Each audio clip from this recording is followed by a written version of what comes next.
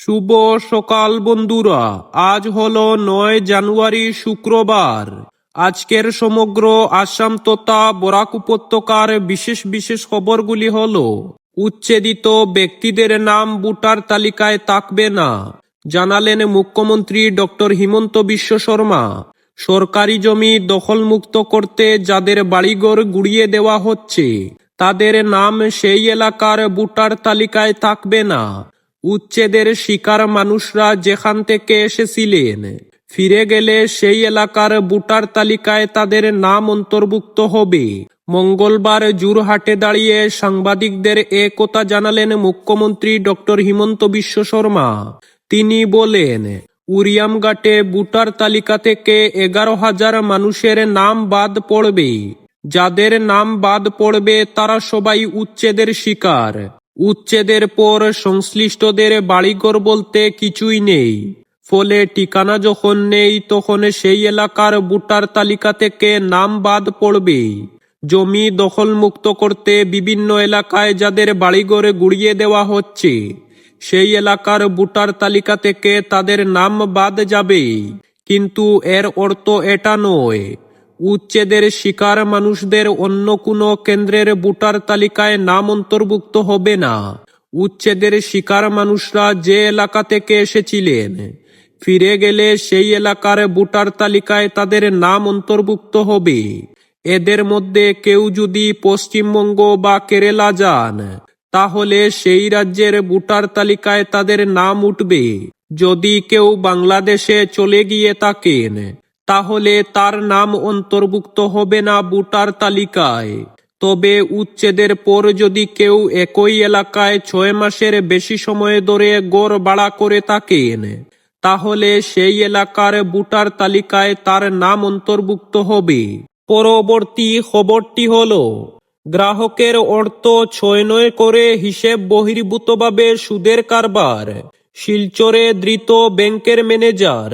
গ্রাহকের অ্যাকাউন্টের অর্থ ছয় অভিযোগে পুলিশ গ্রেফতার করল পাঞ্জাব অ্যান্ড সিন্ড ব্যাংকের ম্যানেজার রুতাং ত্রিপাঠীকে।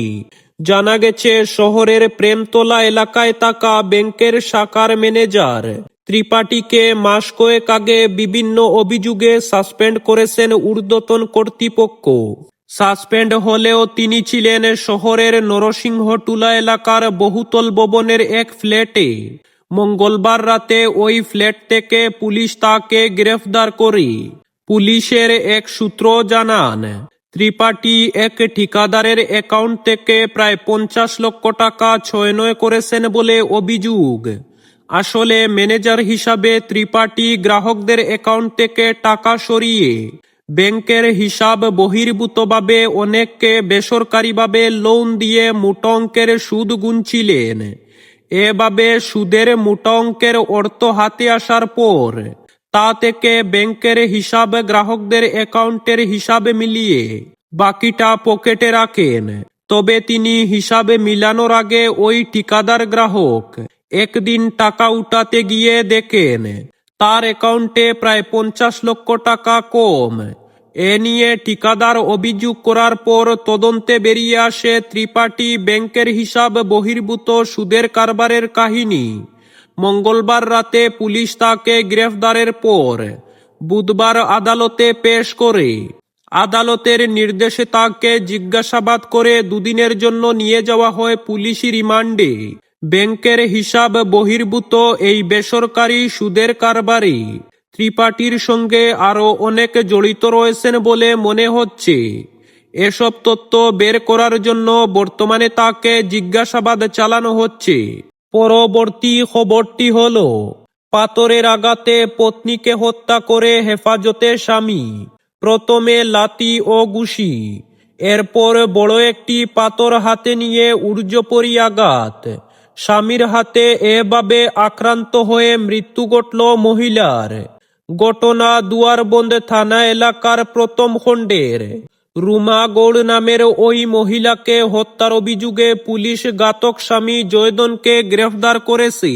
প্রতিবেশী সূত্রে জানা যায়, জয়দন প্রতি রাতেই মদ্যপান করে বাড়িতে যেত। যা রোজগার করত তা পুরোটাই ব্যয় করে ফেলত মদ্যপানের পেছনে। এ নিয়ে পত্নী রুমা আপত্তি জানালে প্রতিদিন জয়দন তাকে মারধর করত। শনিবার রাতে একই ঘটনা ঘটে। রুমা মদ্যপান নিয়ে আপত্তি জানালে জয়দন রেগে গিয়ে প্রথমে তাকে লাত ও ঘুষি মারতে থাকে। এরপর একটি বড় পাথর নিয়ে মারতে শুরু করে। পাথরের উপর্যপরি আঘাতে রক্তাক্ত হয়ে রুমা মাটিতে লুটিয়ে পড়েন। ঘটনাস্থলেই মৃত্যু ঘটে তার। রবিবার পুলিশ রুমার মৃতদেহ উদ্ধারের পাশাপাশি গ্রেফতার করে জয়দনকে। পুলিশ সূত্রে বলা হয়েছে, জয়দন রুমাকে হত্যার কথা স্বীকার করেছে। গ্রেফতারের পর সোমবার পুলিশ জয়দনকে আদালতে পেশ করে। আদালতের নির্দেশে তাকে প্রেরণ করা হয় জেল হাজতে। এই ছিল আজকের বিস্তারিত ও গুরুত্বপূর্ণ 3টি সংবাদ। ভিডিওটি যদি সামান্য পরিমাণ প্রয়োজনীয় বলে মনে হয় তাহলে ভিডিওটিতে একটি লাইক করে চ্যানেলটিকে সাবস্ক্রাইব করে রাখবেন, যাতে সঠিক তথ্যগুলি সবার কাছে পৌঁছাতে পারে।